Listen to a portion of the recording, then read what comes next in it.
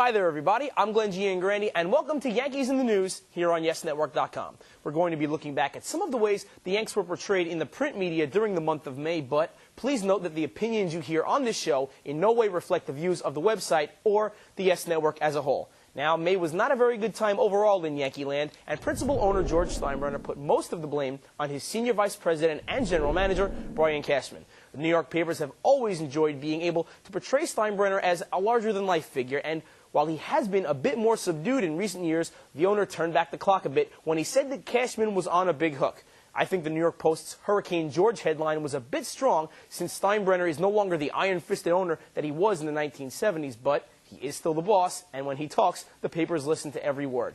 Now, things actually started off good for the Yankees last month, but they quickly deteriorated. In the middle of May, the team went on a stretch of 12 games against quality opponents that the Daily News thought could have determined their fate this season. The Yanks won just 4 of those contests, and things got ugly. Joe Torre was booed at the stadium for the first time in quite a while during a loss to the Angels, and they had some horrible performances against the Red Sox and the Mets. Even after that stretch, things got worse in Toronto. The Yanks occupied the back pages almost daily, and you can chalk that up to how bad events generally bring out curiosity in readers.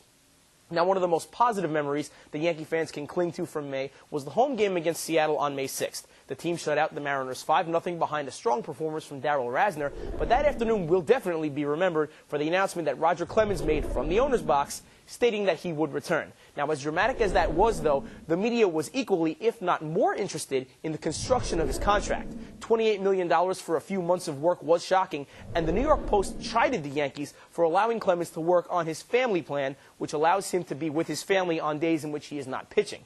Now, a lot of people agreed with those sentiments, but in our culture nowadays, whether it's right or wrong, superstar players get superstar treatment, so the writers at the Post should not have been shocked, even though the Yanks did not allow Clemens to work on the family plan in 2006 when he eventually signed with Houston. That is, of course, when they were in negotiations and considering signing Clemens. Now, along with the Rocket, a few young pitchers found themselves in the spotlight in May. Unfortunately, top prospect Phil Hughes had his no-hit bid against the Rangers cut short by a hamstring injury, but the news was better for others. 26-year-old Matt DeSalvo created a stir when he earned his first Major League victory in his second career start, beating the Mariners 7-2 at Safeco Field. And then there was one of the most highly touted youngsters in the Yankee organization, 22-year-old Tyler Clippard.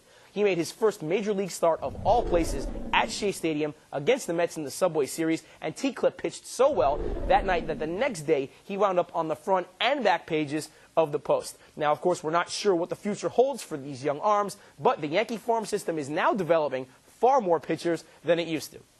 Now, finally, we've got to talk a little bit about the tabloid nature of the papers. Now, as evidenced by the recent stories surrounding the personal life of Alex Rodriguez, they will pretty much put anything on the covers. But the thing that I can't stand is when they try to literally make something out of nothing. Take this Daily News headline, for example.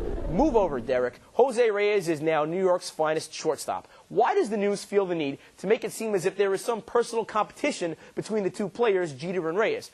Both are excellent at what they do, and there is plenty of room in New York City for the both of them. Plus, that was a Sunday paper, and I find it hard to believe that the News did not have anything better that it could put on the back page. Well, that's going to finish up this edition of Yankees in the News. I'm Glenn Giangrandi saying thanks for watching, and keep on coming back to YesNetwork.com for all the latest on the Yankees, plus multimedia content concerning the Yanks and the rest of the sports world. We'll see you next time.